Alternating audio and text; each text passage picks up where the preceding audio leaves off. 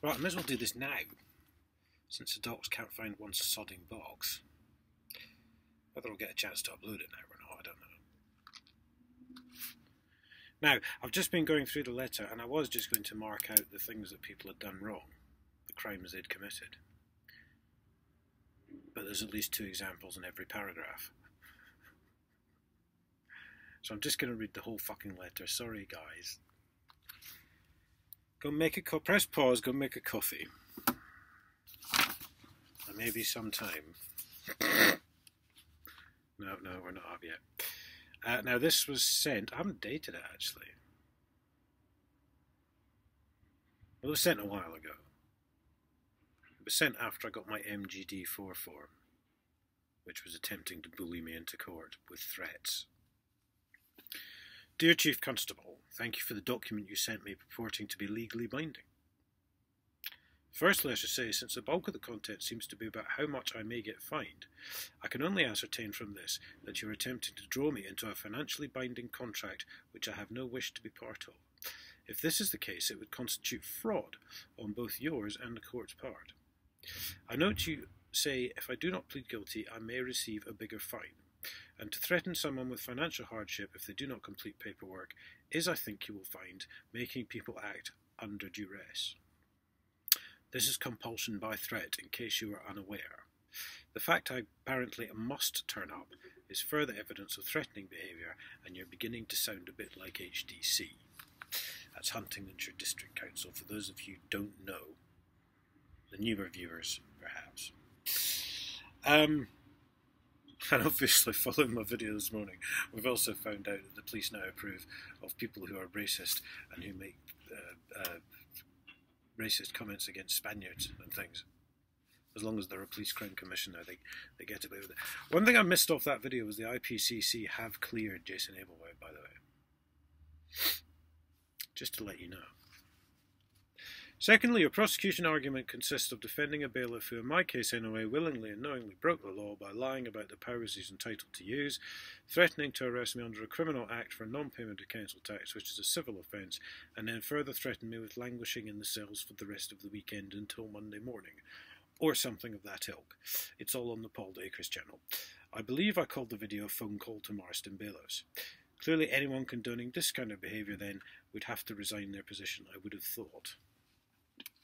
Apparently he hasn't yet. I notice also there is no mention of producing any kind of evidence on the day. Presumably, as with council tax cases, I am not allowed to. Under the Human Rights Act, every man is entitled to a fair trial. Indeed, I have not seen so much as a victim impact statement from the police, and I doubt such a document exists. I say this because the police have lied to me on several occasions in the last few years, much of which is documented on the Paul Dacres channel, including when the Police Crime Commissioner's Office threatened to arrest me with their special powers of arrest, which it turned out later they did not have. I should also point out during the friendly chat I was promised by the officers, which remarkably turned into a tape-recorded interview when I got to the station, I was not cautioned properly, nor indeed billed correctly. In fact, when the police officer turned up at my house before going to court, and therefore prior to the tape-recorded interview, I can be clearly heard to ask him, "Are you going to illegally arrest me now?" To which he clearly replies, "Yes." Illegal Arrest Part 2.2 on the Paul Dacres channel. And I was never unarrested thereafter. This not only makes the entire interview a bit pointless, but under, again, the Human Rights Act, after arrest, the reasons for arrest must be promptly confirmed. They never were. And while I recall, I do believe I said I would go after Chris Green if he broke the law. I had no intention of doing anything unless he forced entry to my house and took possessions, which was also clearly explained on the video, and which he's not allowed to do without a walking possession order. And let's face it, he's already lied about so much, it seemed a likely possibility he would try and throw his weight around a bit. I mean, I've never even met the guy, but I do tend to take a dislike to people who threaten to unlawfully arrest me. Like Marston's. Chris Green also worked for Marston's, actually, I think. Who had an unlawful arrest warrant after all, but then of course only being allowed to look at it from 3 feet away did sort of hinder my being able to see the fine print, which is why I will now be taking to Marston's and HDC to Crown Court if necessary for unlawful arrest and illegal detainment. Now I'm just waiting for the timing on that, guys. There's a window opening up, hopefully in the next couple of months. So I've found out I've got a case. but I haven't contracted an actual solicitor yet. And as for yourself, well, you're already guilty of conspiracy to commit fraud and conspiracy to pervert the course of justice, regardless whether you've been tried of these crimes or not, because there's still some 30 years of taxpayers' cash unaccounted for in HDC's accounts, and HDC continue to charge for trading licenses illegally, and you continue to ignore theft and threatening behaviour. So if I were you, I'd rethink your intended prosecution on me, because as it turns out, you don't seem to have a case, and this entire fiasco only proves you have a personal vendetta against me. Further, there has been no mention of why the council has not been investigated for an illegal summons. Why... Bloody screen. There's been no mention of why the council has not been investigated for an illegal summons, why Peter Pecourt has not been investigated for issuing a warrant with an incorrect offence on it, and why there appears to be a company based in St Ives Town Hall called Huntingdon District Council, which is almost untraceable on a company search. Nor indeed has it been explained why, when I reported Chris Green of Marston's to you, there we go, he was Marston's, for impersonating a policeman.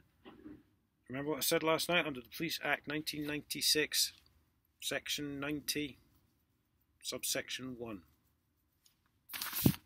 It's exactly what he did. No action was taken against him. In fact, you were condoning his illegal behaviour. Well, I'm condoning fucking racism now. Jesus, if I get impersonating a policeman's bad, the Police Crime Commissioner is immune from prosecution for saying pikeys and slandering the Spanish. I mean, why the Spanish, Jason Ablewhite, you fucking carrot? I like the Spanish, leave them the fuck alone. Fucking wanker. Christina Allison, the council's licensing officer, who was witnessed by myself to commit perjury on the stand, herself as sitting magistrate, was never investigated, nor were Roy Reeves, David Monks or Greg Peck, when a near on 30-year financial hole was found in the council's accounts. Despite me recently again sending you proof of this. Inspector Richard Lowings was never investigated for stealing paperwork from files I gave him to read, and indeed this paperwork related to my being threatened by the PCC's office completely illegally, something else which was never investigated. And of course Judge Chowdhury, who I personally witnessed ignoring evidence and answering questions on behalf of the council in court, never investigated. This was when me and my mate and the burger van actually went to court in Peterborough 2.5 years ago. The council's reason for being able to charge for trading licenses was legal counsel. That was it, 2 words. No explanation was offered. And the judge was quite happy with that. And he also said that you weren't allowed to inspect the council's accounts. I know.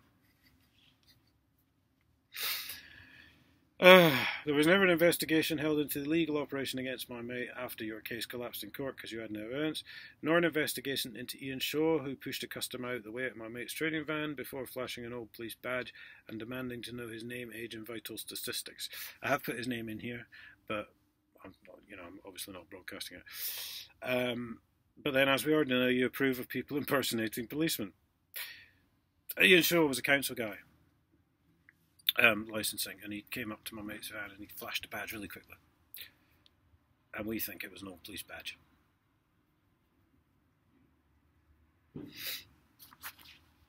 Because most of the licensing officers are ex-police.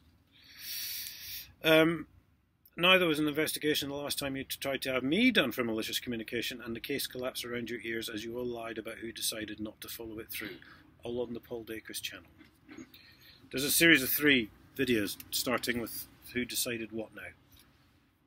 So if you scroll down the channel, if YouTube does its thing, it might put them up one after the other for you. They're all about 10 minutes long, I think. It's a letter the police sent me, trying to get out of it. And this letter can easily be made available to the judge on the day, which was yesterday, by the way. I didn't go, funnily enough, being that I'd already been found guilty.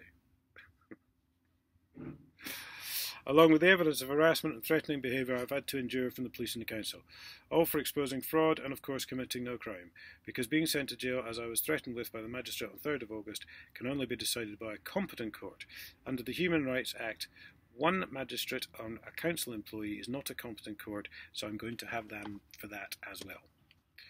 Which will all fall under the case of unlawful arrest, basically. And also I was illegally detained in the court, in the little cell thing.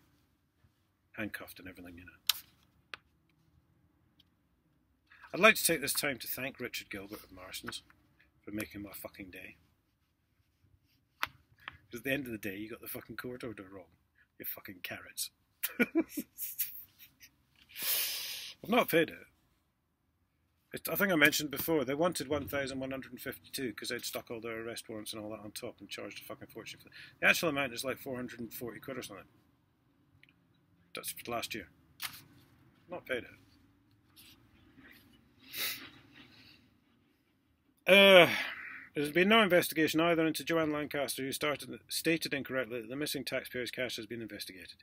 I mean, really, if it has, show me the investigation. Can't be hard to dig out an old file, can it? I'm sure it's marked cover-up or whitewash, perhaps. So I've actually forgotten some of this, so it's quite funny reading it again. Rather like the inquiry into the conduct of DCI Wass or Inspector Liddell or Jonathan Ginogly or John Major or Simon Parr, who seemed to leave the police force in an awful hurry, days before his 2-year extension started, therefore leaving the force without a chief constable for quite some time. Or didn't you ever wonder why Ginogly was demoted to the back benches, or indeed why John Major left town, again, in quite a hurry? He did. It was all done and dusted in a couple of months.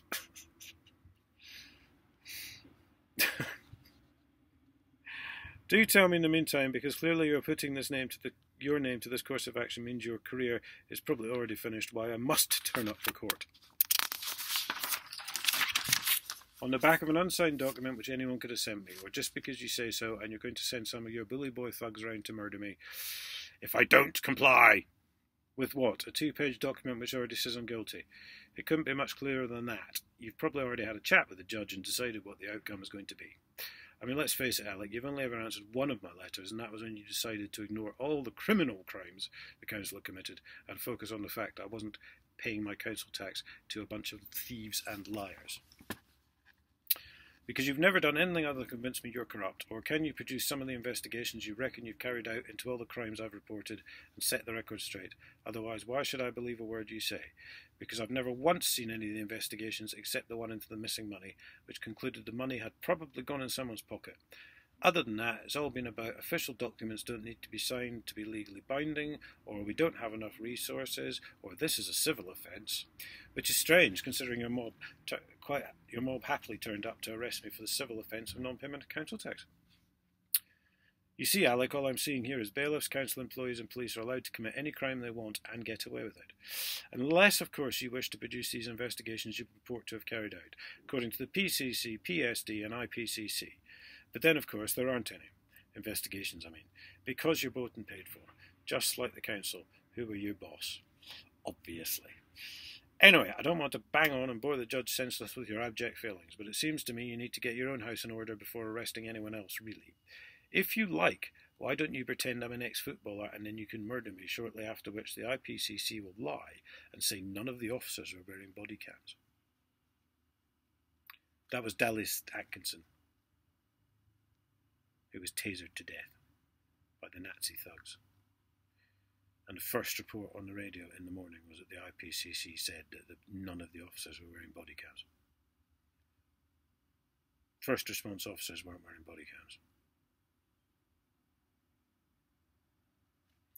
In short then, you are trying to do me for malicious communication by using malicious communication. You have no evidence, certainly not that I've seen, and require to see before I do anything, and you are quite unprepared to accept any evidence from me. He's had this letter about 6 times. So I've clearly asked the question to see his evidence. Recorded, special delivery, normal mail. Not a thing. You personally are prosecuting me for reasons best known to yourself and expect me to sign a document which gives the court control of my finances while I leave myself open to a data protection breach. And in the meantime, you refuse to investigate any crime committed by the bailiffs of the council. You really are quite a disgrace, aren't you? And there wasn't a fucking question mark there. So that was, yeah, it's 5 or 6 times I say I've sent that to him. And obviously now I've just realised I was supposed to be in court yesterday.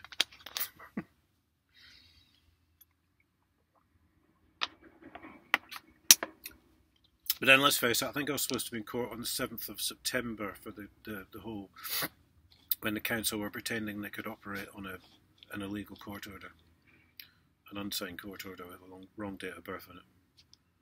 And I never really heard anything about that either. Except I thought, well, I think I got a form through shortly afterwards saying they were going to take legal action by sending me to jail. After I wasn't allowed to provide any evidence, presumably.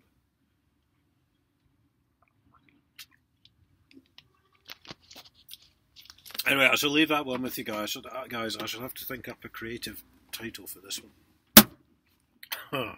See you all later.